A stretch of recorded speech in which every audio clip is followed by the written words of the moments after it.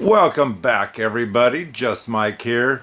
Today we're going to work on another New England Clock Company clock. This is a wall clock, a large wall clock in fact, and realistically it doesn't need nothing but the case cleaned up because someone got tired of the clock and it started getting scratched up. So we're going to take care of that. We're also going to remove the movement and just oil it so it's refreshed and ready to go. The clock does tick, and that's fantastic. It's not that often you ever get a clock that actually works, especially when you're ordering from GW. Anyway, now that they're tired of this clock, I have it, and I'm not tired of these clocks because they're kind of unique and very easy to work on. Let me show you the clock. This is the clock. Like I said, it's a large one. I'll just give you a rough estimate. It's about 25 inches by about 15 and a half, maybe 16 inches. So it is a large clock. GW this time, actually, we have a padded envelope. They actually put the pendulum in there instead of letting it rattle around inside the clock, and gosh knows what it's going to do besides scratch up the pendulum. And the pendulum, it's got a little bit of tarnishing on it, but it's not bad at all. And this clock also came with a key, and you'll notice it's not that wide of a key for you to be winding with. The reason why it's not that wide is it may be an 8-day clock, but this clock has a very small spring, and you be cranking it, and then all of a sudden it can't go any further, and there's a chance you can damage your spring. So if you ever have a lightweight spring clock, if you happen to know, and need to order a new key, try to get one that doesn't have that big of a area for you to grip onto, so that way this clock won't get damaged winding it. And it doesn't take much to wind this clock anyway, and so that's why you need a smaller length here where your fingers go. Anyway, this clock, like I say, is, besides being large, inside here it has they call it, the number of the clock is a 202P, and usually on here they show the date of when these type of clocks were being built. I don't see a date on here at all.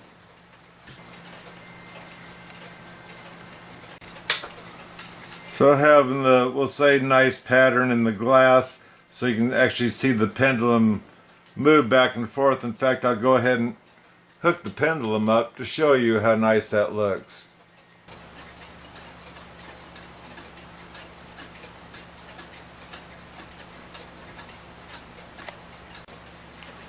So we all know it's kind of tough to get the pendulum hooked up to the movement. On the back it's cut out, and you can actually see where the pendulum hooks up to.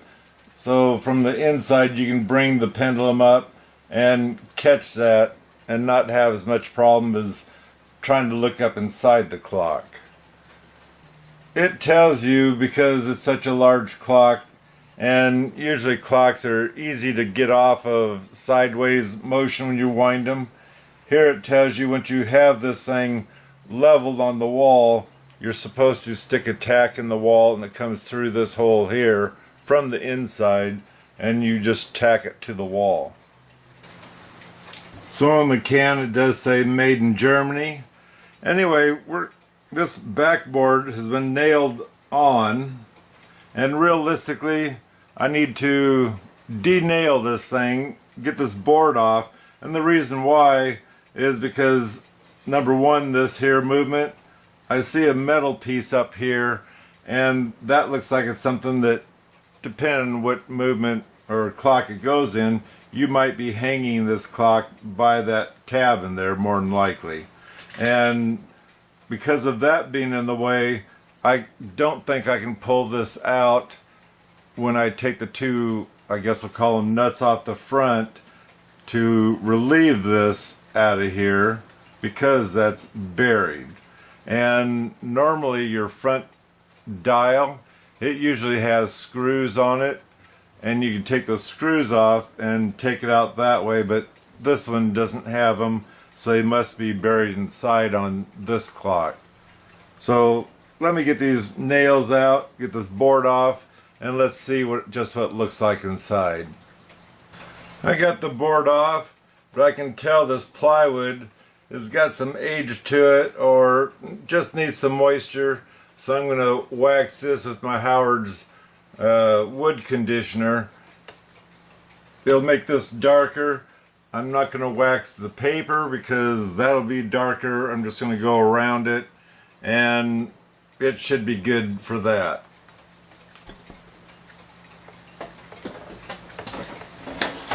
Now here with the movement, it's got these 4 teeny screws, and I don't think I'm going to deal with taking them off. I'm just going to go ahead and remove this. And the way I do that, I need to take the hands off, take those 2 nuts off that go through to hold the movement on, and you'll be ready to pull it out.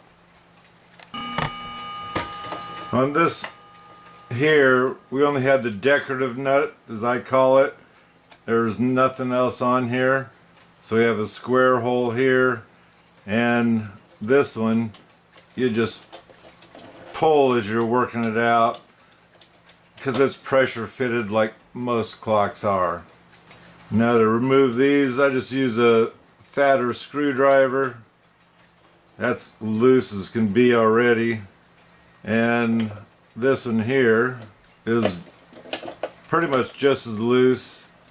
So I'm going to push on the movement up and finish taking those out so I don't, let's say, possibly cause damage to this nice face.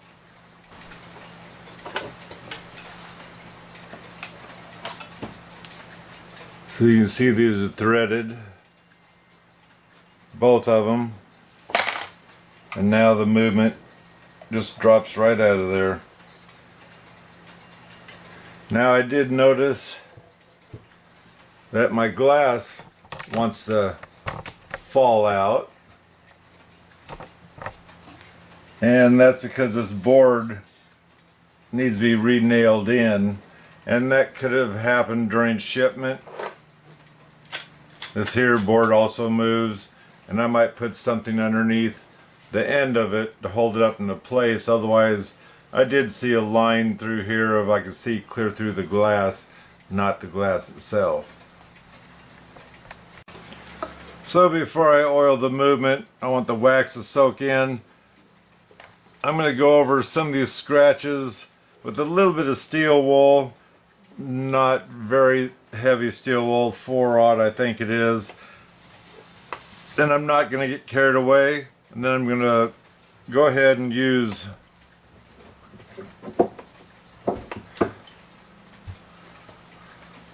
my antique Old English furniture polish. It's a scratch cover, and it'll darken these spots up. The wax will darken too, but sometimes it's so scratched up that you probably should use something a little bit heavier duty, I guess we'll say. This is my vintage bottle where it's actually glass, not the plastic bottles. So this is the bottom of the clock, and this is what I was talking about, all these scratches. They might have taken it off the wall and kept setting it on the floor and scraping it up on whatever. The reason why I'm using the steel wool is to smooth off the grinds into the finish that's on here. So it's a smoother feeling clock, even though you're not going to be feeling it. And then I take my scratch cover, and you can see how, in which you'll go over everything, you can see how it's disappearing, and then you see how bad it looks over here.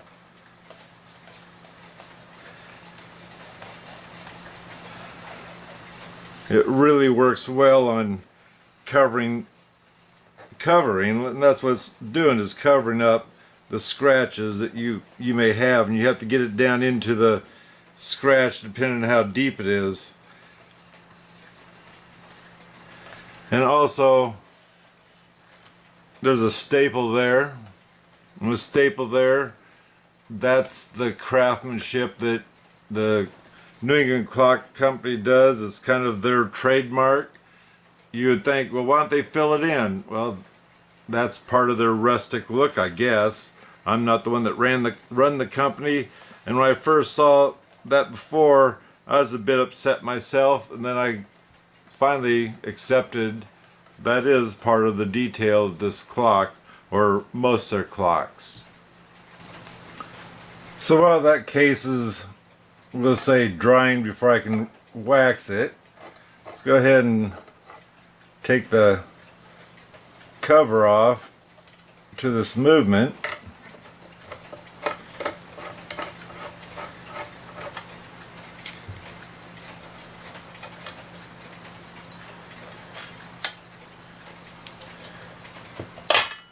There we go. Now this one here is a different movement.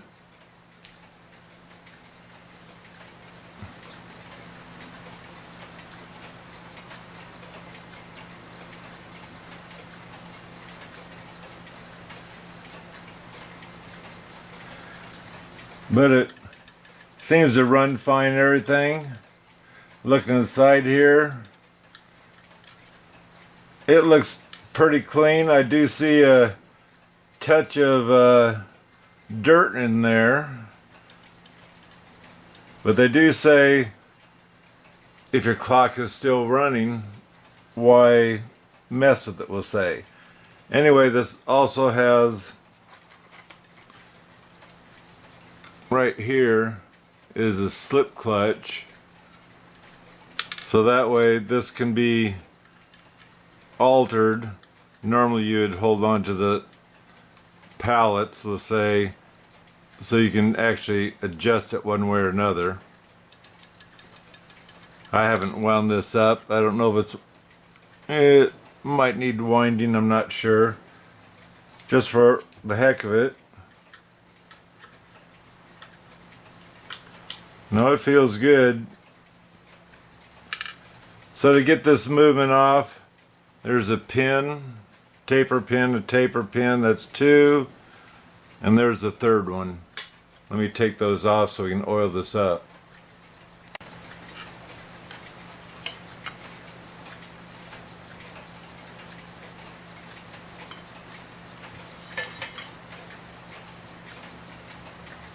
So the spring inside there has a guard to not let it down too far and start getting in the way of the pendulum or something else. It also has a guard on the inside there so it doesn't get up into the gears.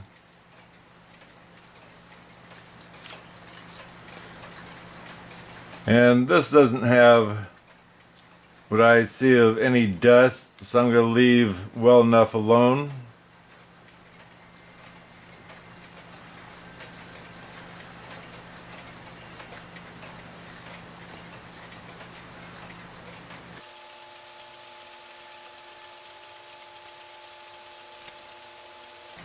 We do see some dirt around the pivots, or dust is actually what I should call it.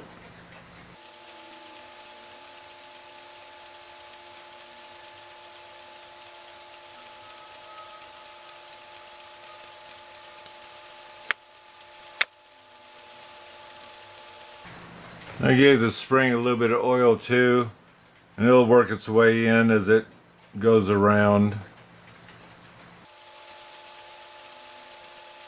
Make sure I got those oils good. And now if I want, I could take a tissue to it to make sure my pen here sucks the oil back off, but maybe the tissue with a little bit of rubbing will also take some of that dust or whatever you want to call that off of there. So I used a paper towel and sucked up any extra oil and what dirt might be on there. I also rubbed the frame. The frame, you can tell, has got a little bit of tarnishing going on. No big deal. You're never going to see this thing in action, and so I don't think that tarnishing is going to be something that's going to be any concern whatsoever, not for the running of the clock. So I think we can go ahead, put this back in to its little box and go ahead and wax the box. Let me get the taper pins back in and go from there. So I'm going to go ahead and wipe down this case, and then we're going to use the wax.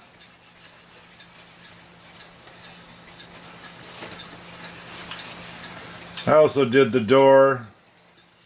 Might as well make everything match, and I will admit, look, let's say dried out, but the dried out part will be cured once I get the wax on. So as you remember, the bottom of this clock looks so horrible.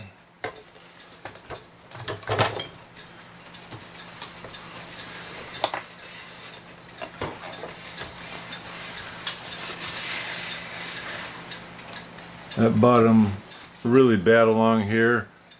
It's hidden. And you can see some of the waxes, or not wax, stains coming off, which is fine. So you don't need a dark layer on there. It's already dark.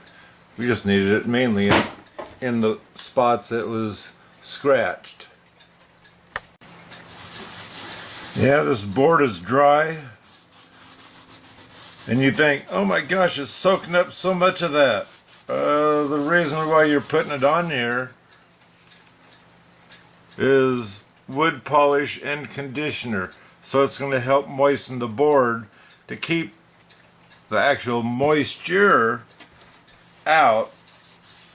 That's the humidity, anything else that might try to attack this board. And besides that, now it looks like it's finished compared to this. That just all looks dried out. Well, we're waiting for the wax to soak in and whatnot. There's the movement, just hanging there, running away. So I buffed the wax with this cloth and showing you the worst of it. The bottom looks excellent now. So now this clock looks presentable again. The glass hasn't been cleaned yet. So now I'm going to go ahead and put the movement in. As you can see, I also forgot to wax the inside, so I'm going to wax that. And I'm not going to worry about wiping it off because I'm not concerned about it buffing shine or anything else. I'm not even sure if it even has a finish on it. So we'll wax that, then we'll put the movement in.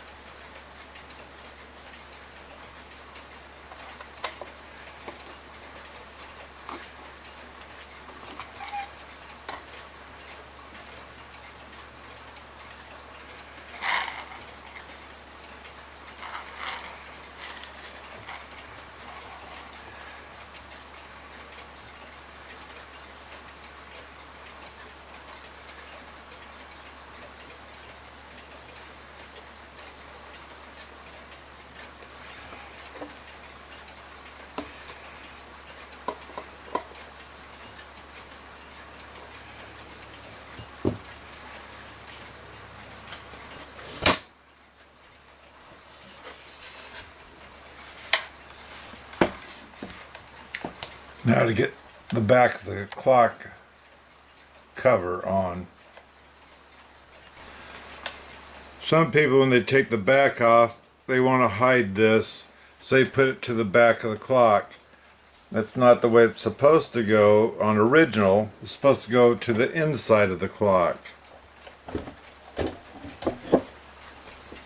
Now to get the nails all back in. And as always, don't spray right on your glass. Spray your rag, paper towel, whatever you're going to clean the glass with, so that way you're not filling in around the glass with glass cleaner.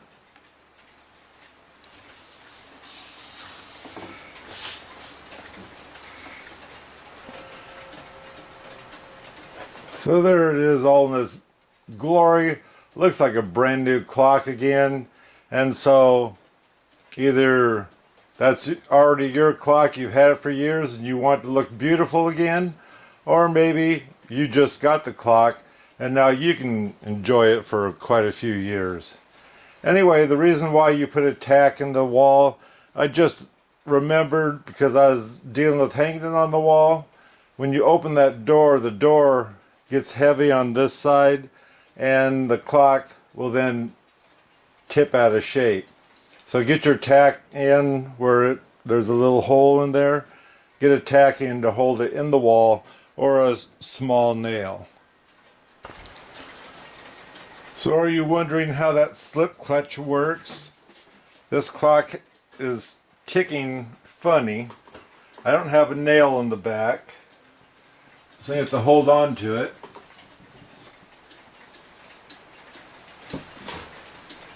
Anyway, it's off just a little bit. You're going to have to try it one way and then try it another way to see if you can get the even tick-tock sound.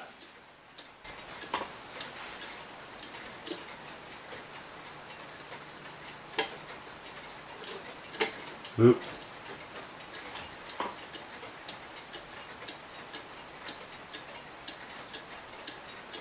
That sounds a lot better, but you pull your pendulum this way and try it and kind of give it a little bit of a tug down. Don't rip it out of the wall, but tug it down just a little bit as you're pulling it over, and inside the movement it will move. If that doesn't work, bring it over to the other side and wiggle it a little bit to see when you can get an even tick-tock sound. And as you can see how far the pendulum moves, when you go to hit it again, like I did, don't let it start flying. Get it smaller of a distance, ticking and talking, so that way you can hear it sooner to see whether it needs more adjusting. And so again, this hopefully will help you love your clock again, or love the clock that you just bought on GW or wherever you happen to find it. Nice big clock, beautiful, runs 8 days. The only thing is taking the key and setting it inside so you'll find it each time you want to wind your clock. Anyway, beautiful clock. Give me a thumbs up if you appreciate this video. Don't forget to subscribe because it's free. And until next time, God bless.